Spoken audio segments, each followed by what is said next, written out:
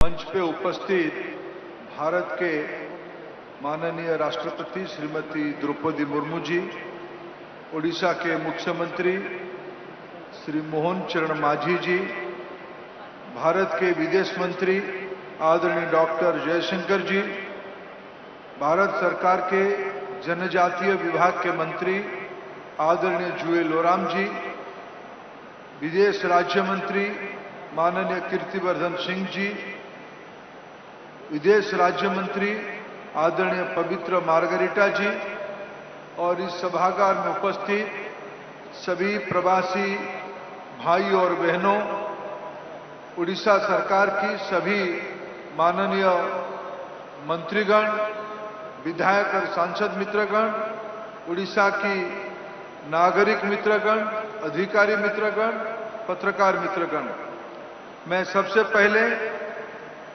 18वीं PBD का इस शानदार सफलता के लिए भारत सरकार को और उड़ीसा सरकार को आभार प्रकट करता हूं 4.5 करोड़ उड़िया लोगों की ओर से। मित्रों, उड़ीसा वो भूमि है जहां ग्लोबलाइजेशन की सदियों से परंपरा रही है। कल जब माननीय प्रधानमंत्री जी प्रदर्शनी देख रहे थे, क्षण भर उड़ीसा की नौ वाणिज्य के बारे में जो एक चित्र लगा था वो वहां रुके।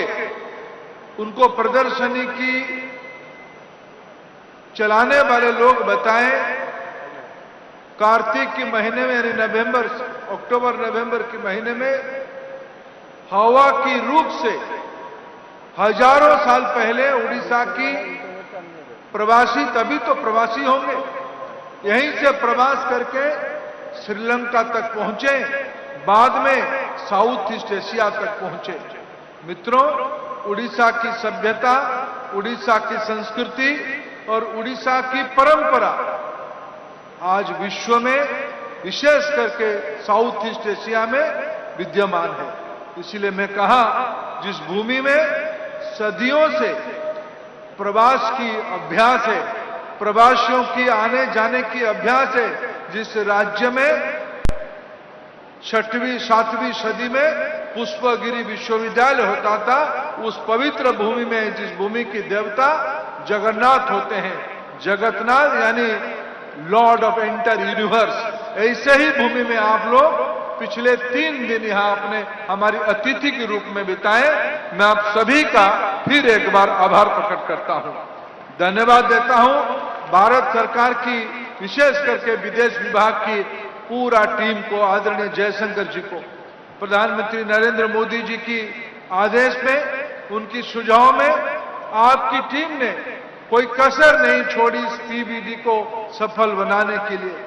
मैं वैसे ही धन्यवाद दूंगा आदरणीय उड़ीसा के मुख्यमंत्री मोहन चरण मांझी जी को, उनकी टीम, उनकी मित्र मंडली पूरी ताकत लगा के प्रवासी भारतीय दिवस को आज सफल बनाए। मित्रों, हमारे सामने 2 लक्ष्य है। एक लक्ष्य 2036 में आएगी, देश में पहली बार भाषा के आधार पे जो राज्य का जन्म हुआ था, उस राज्य के नाम है उड़ीसा।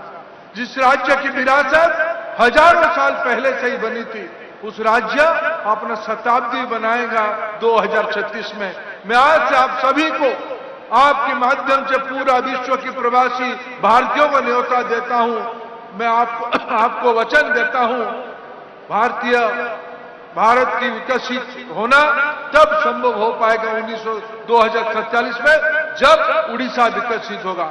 मैं आपको आज से न्योता देता हूं, हम शताब्दी मनाएंगे, आप पुनः उड़ीसा आएंगे, अतिथि के रूप में आएंगे, महाप्रभु का आशीर्वाद लेंगे।